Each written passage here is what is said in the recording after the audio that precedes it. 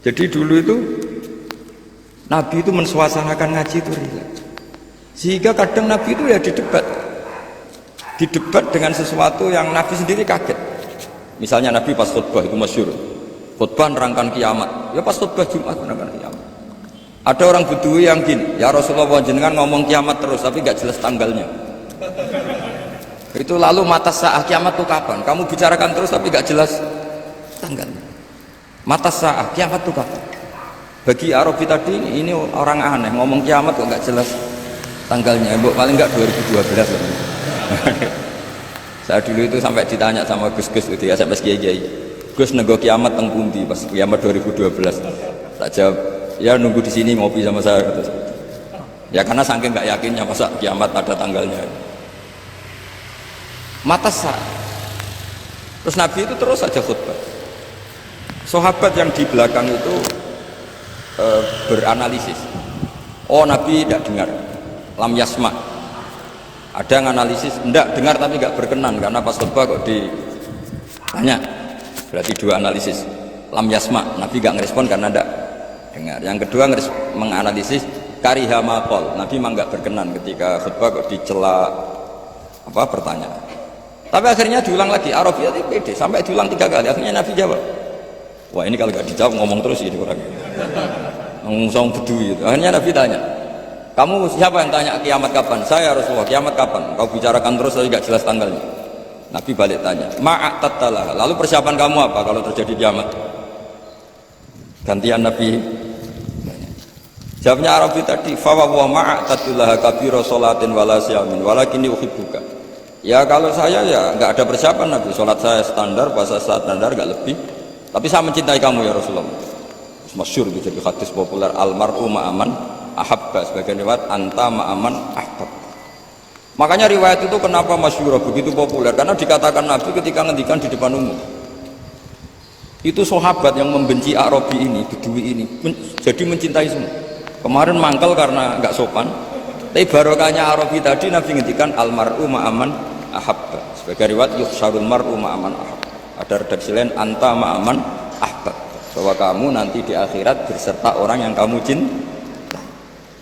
Pokoknya sahabat senang, kita tidak akan punya amal kayak Rasulullah, kita tidak akan sesoleh Rasulullah, tapi kita mencintai Rasulullah, dan barokahnya mencintai itu kita berharap nanti bersama.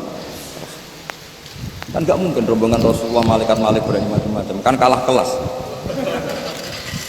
Misalnya kamu masuk ruangan mana-mana bersama rektor, masa diaudit ada keperluan apa, kan nggak berani. Rasulullah itu afdhalul khalqi. Jika kalau kemana-mana dipimpin Rasulullah pasti malaikat nggak ngecek. Masa rombongan Rasulullah ditanya, Nabi ini berapa masuk surga? Enggak, yang bener aja kan enggak. Kan enggak berani. Kan sungkan ketuanya apa? Sungkan ketuanya. Padahal nanti itu yaumana tuqullahu nasim di imamihim, semua orang dipanggil itu berdasar ketuanya. Yang mau repot punya ketua enggak jelas. Ketuanya aja enggak jelas surganya apalagi anak. Tapi kalau kita ketuanya Nabi kan. Makanya dalam kitab-kitab wali ini ada kitabnya. Taman boleh percaya boleh tidak, tapi jelas ada kitab. Ali radhiyallahu anhu itu pernah minta sama Allah, ya Allah beri saya hak mukasyafah, hak bisa melihat alam gaib. Karena saya ini mangkel, mangkel itu artinya mangkel Jawa itu kan tidak harus benci. Orang sekeren Umar itu kan terkenal zaman di dunia itu temperamental, gampang marah. Setiap orang pernah dibentak, kenangannya orang sama Umar pernah dibentak. Terus dia mangkel sama Sidina Ali, mangkel Jawa, jajal wani nyetak malaikat Torah. Makanya itu aja itu. Hanya dia minta, ya Allah saya ingin kasyaf itu ngalami satu mukasyafah, melihat Umar ketika menghadapi Mungkar Nakir. Mungkar Nakir datang dengan penampilan kayak gitu, digambarkan Ali itu ainahu kal kidril zoli, matanya itu kayak apa itu, kidron itu apa itu mana itu yang dipakai masak itu, kendil itu apa itu, priok yang menganga. Wah senang sih Umar. Malaikat Mungkar Nakir datang dengan penampilan gitu senang, karena ingin melihat groginya Umar. Itu cita-cita terbesarnya tuh lihat groginya Umar. Kayak kita mangkel sama menteri itu terus kepingin lihat ditangkap KPK kayak apa gitu. Kalau pas mangkel ya. Mangkel ya. Kalau pas mangkel mesti nunggu jatuhnya kan. Mungkin ya gitu lah. Kalau kamu mangkel saya kan nunggu jatuhnya, tapi itu dolim gitu. Orang kok nunggu jatuhnya. Akhirnya Sayyidina Umar tuh sali seneng, wah ini mesti Umar takut. Ternyata enggak. Umar berdiri. Dua malaikat tuh dibentak. Hai malaikat, kamu tahu ngadepin siapa? Enak saja kan. Lemangnya kamu siapa? Saya temannya kekasih bosmu, kekasih Sayyidukum. Saya ini temannya kekasih bosmu, maksudnya Allah. Maksudnya temannya Nabi Muhammad. Nabi Muhammad kan kekasihnya Allah. Bu yang sopan ngadepi temannya kekasihnya. Soalnya malaikat ini komunikasi sama Allah disuruh. Ya memangnya kamu harus sopan, jangan seperti itu. Artinya Sayyidina Ali terus bilang, ternyata Umar itu galak sampai mati. Galak sampai mati. Sama ndak usah protes, apa alam seperti itu mungkin? Ya jawabannya mungkin. Kalau Allah menghendaki itu mungkin, karena Allah pernah mensifati dirinya itu alimul ghaibi fala yuzhiru ala ghaibihi ahadan illa man irtada mir rasulin fa innahu yasluku min baini yadayhi wa min khalfihi rasul. Jadi Allah itu zat yang ngerti alam gaib. Alam gaib ini nggak akan dingertikan Allah kepada siapapun kecuali orang-orang yang dipilih. Makanya Allah itu punya sekian sifat misteri. Ada alam gaib yang tahu hanya Allah. Tapi ada sesuatu entah berapa jumlahnya dibocorkan ke para kekasih. Sehingga di Masjid Konstantinopel, di masjid apa Arya Sofa ya, jadi Konstantinopel itu yang di Turki itu Konstantinopel. Ya, itu ada hadis lataf tahunal Konstantinia. Hadis itu diriwayatkan Imam Bukhari tahun 200 Hijriah. Menjadi kenyataan itu 1000 tahun setelah hadis itu dikeluarkan. Itu kan unik. Jadi Nabi itu kalau ngendikan zaman akhir itu detek. Uridot aliyah umati, umatku dipertontonkan ke saya. Jadi sebelum Nabi meninggal itu semua umatnya perilakunya dipertontonkan ila yaumil. Ya. Mungkin Nabi ya menangi dosen, menangi gaya kayak UI ngaji ini. Mungkin Nabi ya ngaji kok gitu aneh. Tapi ya mungkin dibenarkan. Jadi sehingga Nabi kalau ngendikan zaman akhir itu ya detek. Termasuk nyuwun sewu Nabi pernah ngendikan ya'ti alan nas zamanun katsirun khutba'uhu qalilun, ulama itu nanti zaman akhir yang khutbah banyak tapi ulamanya sedikit, yang ngomong agama pinter banyak tapi sebenarnya nggak bisa ngaji, buat rame-rame tok. Tapi itu ngendikan detek. Termasuk yang paling ngeri adalah ngendikan begini. Ya ini yang ngendikan dianalisis oleh ulama besar namanya Ibnu Khaldun. Ibnu Khaldun itu ulama besar yang bisa menganalisis dawuh Nabi, disebut muqaddimahnya Ibnu Khaldun. Itu sekitar tahun 800 Hijriah. Itu ngendikan gini diantaranya. Suatu saat kebaikan itu profesi, sina'ah itu profesi. Dulu kalau orang rumah anak yatim yang rumah saja, kalau ngajarin santri ngajarin saja. Kalau jaga keamanan negara jaga saja, semuanya hisbah itu ikhwas. Sekarang kebenaran itu profesi. Jadi suatu saat kebenaran atau kebaikan itu profesi. Kadang ada orang wataknya itu kurang baik, tapi dia senyum terus. Memang tugasnya harus senyum. Dia pramugari mau enggak? Meskipun di rumah tukang merengut, kalau pas tugas ya senyum. Coba kalau Anda punya istri pegawai bank, itu senyumnya sudah habis. Karena di tempat kerjanya senyum terus, suaminya tinggal dapat dampratan. Jadi suatu saat kebaikan itu profesi. Artinya profesi itu senyum tentu ibadah kan, kata Nabi, kalau kamu tidak bisa sedekah, paling tidak sedekah walau bitol koti wajin, meskipun dengan wajah yang itu yang meraktekkan siapa? Iya bapak gebang sama pramugari. Kadang Pak On tuh berdudut melihat UI gak seneng ngaji, Pak On mesti berdudut. Mau yang gebang aja gampang senyum, ahli ibadah kok ini diketuk. Jadi tegas juga kadang profesi. Makanya saya pernah ditanya satpam. Saya sering punya santri reserse, tanya gini ke saya, Gus, suudan tuh haram enggak? Ya haram. Saya ini reserse, profesi saya harus suudan. Ini kalau ada orang pegang-pegang motor ngunci gak kena-kena, ada apa itu? jadi zaman akhir itu suudan saja profesi. Coba kalau Anda jadi reserse atau satpam, terus ada orang ngunci motornya kesulitan. Kalau kamu gak satpam, mesti pikiran pertama itu mungkin kuncinya gak pas ya, apa agak error ya. Tapi kalau pikiran security, ada apa ya? Artinya seudon saja suatu saat itu ya profesi.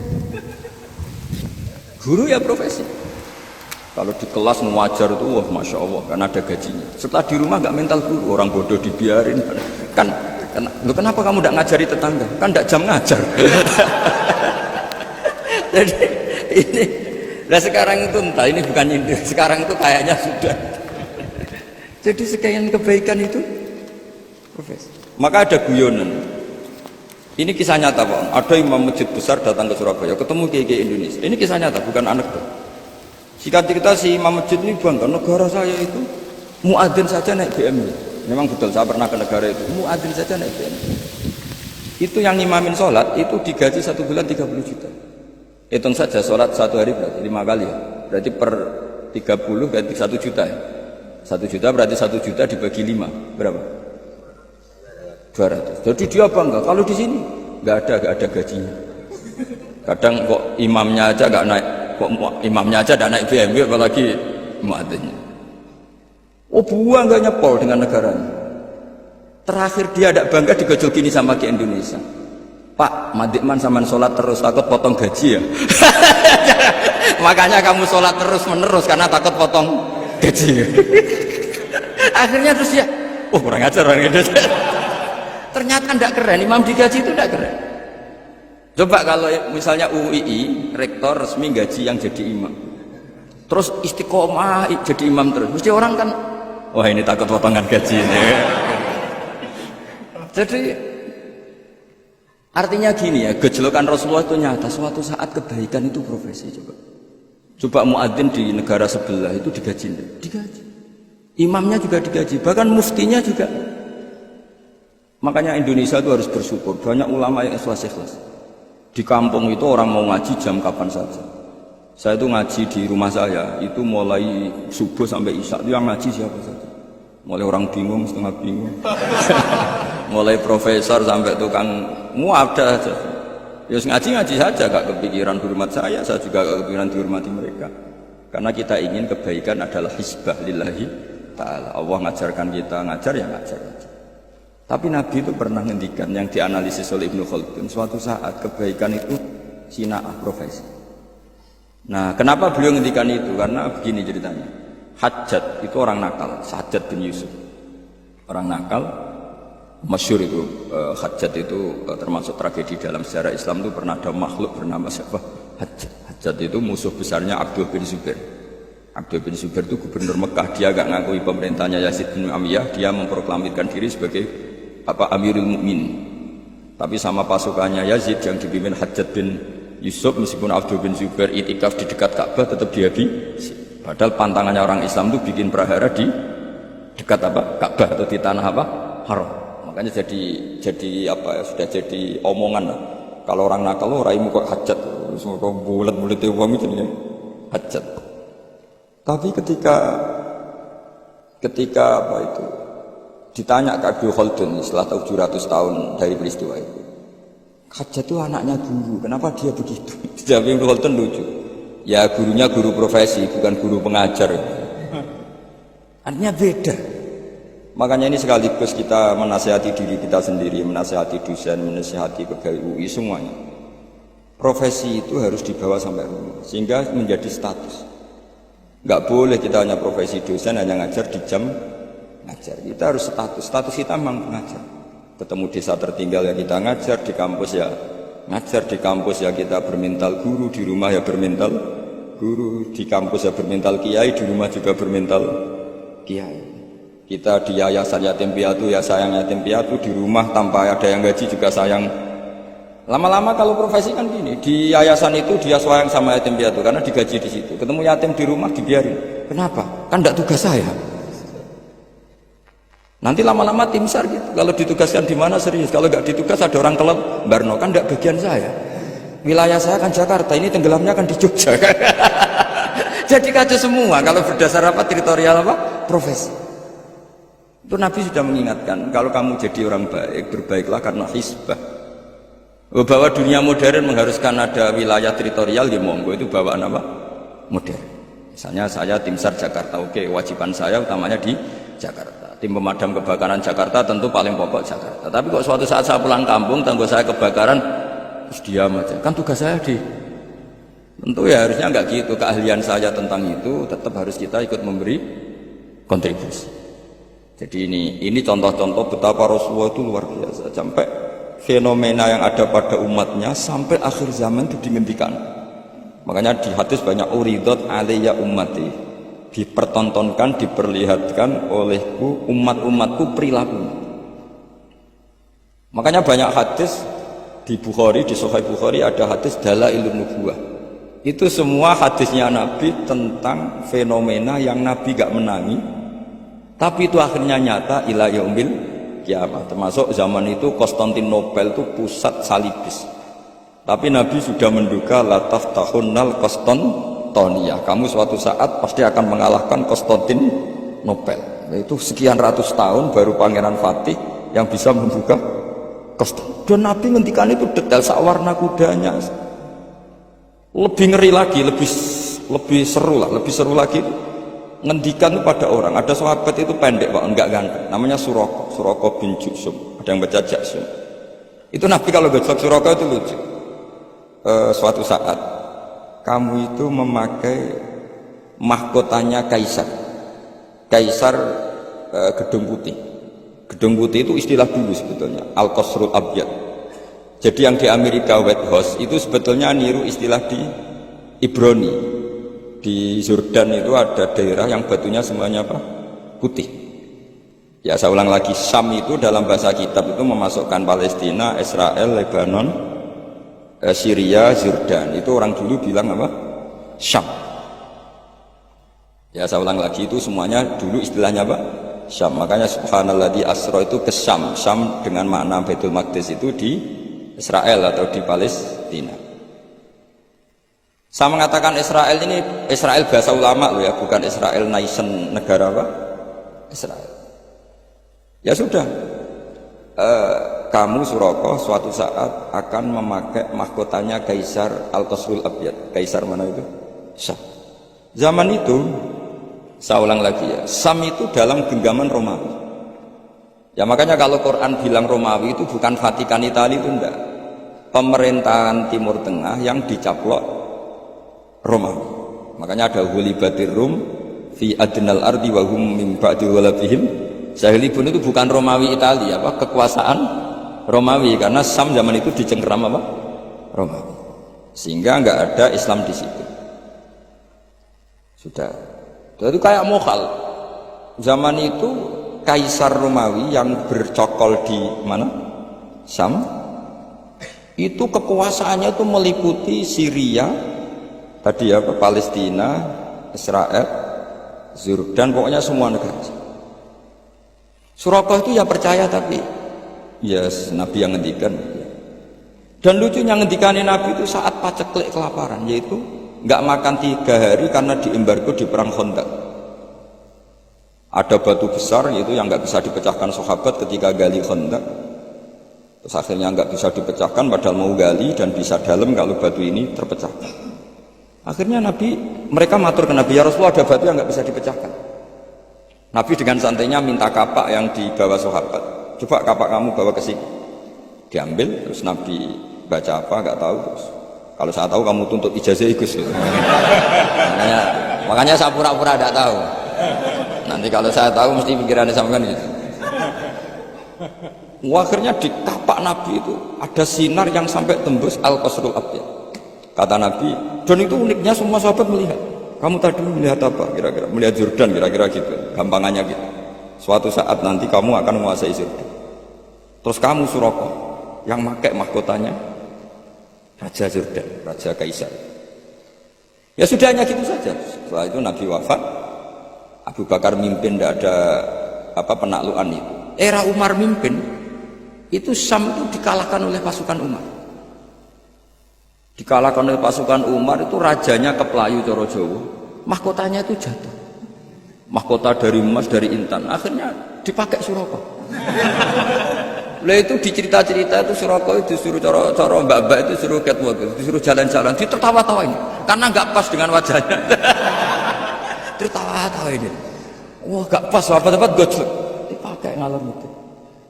Setelah dipakai beberapa kali, kata Umar, copot Suroko. Itu bagian dari ghanimah, harus kita bagi rata atau kita jadikan sebagai aset Baitul Mal. Suraka bantah, bukankah Rasulullah ngendikan kalau ini yang pakai saya. Jadi itu jatah saya. Coba kayak apa Rasulullah ngendikan detail. Mahkotanya nanti dipakai Suraka. Padahal itu berapa puluh tahun dari Nabi ngendikan sampai itu menjadi kenyataan. Kayak apa Rasulullah? Makanya juga gak tahu apa Rasulullah. Kalau Rasulullah tahu kita setiap ngajar harus tanda tangan, nggak tahu komentarnya. Ya semoga dimaklumi.